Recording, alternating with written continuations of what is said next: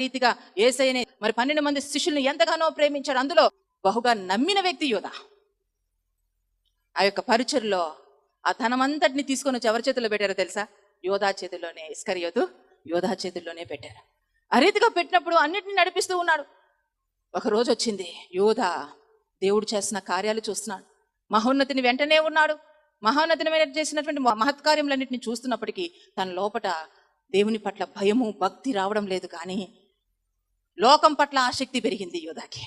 లోకంలో ధనము సంపాదించుకుందామని చెప్పి అనుకున్నాడు. వెంటనే పరిచర్లోనే ఉన్నాడు, పనికి మాలిన వాడిగా ఉన్నాడు. పరిచర్లోనే ఉన్నాడు, చెప్తున్నాడు, ఆ యేసుని పట్టిస్తా, అమ్మేస్తా, నాకేంటి లాభం?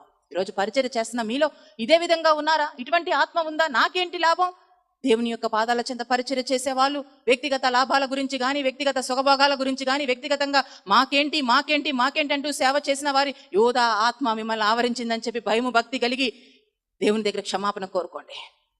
ఆ రీతిగా యేసయ్యను ఇస్కరియోతు యోధ పట్టించేశాడు. ఎంత వేదన! పక్కనే ఉంటూ, ప్రేమించేవాడిగా ఉంటూ, నమ్మకంగా ఉంటూ, ప్రభా నిన్ను విడిచిపెట్టేది లేదయ్యా అని నమ్మించి, ఈరోజు ఎంతమంది జీవితాలు ఇటువంటి పరిస్థితి లేదు. ఎంతగా నమ్మించి నిన్ను విడవను, నిన్ను ఎడబాయను, నీతోనే బ్రతికినా నీతోనే, చచ్చిపోయినా నీతోనే అని ఎన్ని శపథాలు చేసి ఎన్ని రకాలుగా నమ్మించి మోసం చేసే వాళ్ళు లేరా?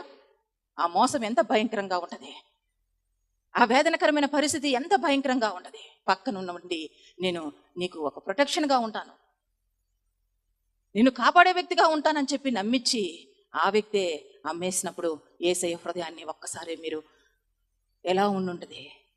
ఒక్కసారి యేసయ్య హృదయం వైపు చూడండి. నమ్మించి మోసం చేస్తే అది చాలా భయంకరం. యేసయ్య అంటున్నాడు, నన్ను వెంబడిస్తున్నావా? ఇటువంటి వాళ్ళు నీకు కూడా ఎదురవుతారు. ఇటువంటి సమస్య నీకు కూడా ఎదురవుతుంది.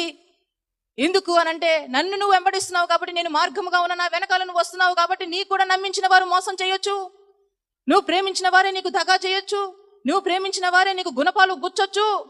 క్రీస్తు పొందుకున్న శ్రమలో మనం పాలిభాగస్థులము కాకున్నట్లయితే మనం పరలోక రాజ్యానికి సమీపించము. కనుక క్రీస్తు పొందుకున్న ప్రతి ఒక్క శ్రమలో మనం పాలిభాగస్థులమని ఎరిగి, ప్రతి నిందలో, అవమానాల్లో, తృణీకరణలో ప్రభు వైపు చూస్తూ, ప్రభా నీ మార్గంలో నేను వెళ్తున్నాను కాబట్టి ఈ పరిస్థితి నాకు వచ్చిందయ్యా, నీ మార్గంలో నేను నడుస్తున్నాను కాబట్టి అందరూ నన్ను నిందిస్తున్నారు ప్రభా, నీ మార్గంలో నేను నడుస్తున్నాను కాబట్టి అవమానాలు పొందుకుంటున్నాను ప్రభా, నీ మార్గంలో నేను నడుస్తున్నాను కాబట్టి నమ్మించి మోసం చేశారు ప్రభా. దేవుని మార్గంలో నువ్వు నడుస్తున్నావని అర్థం.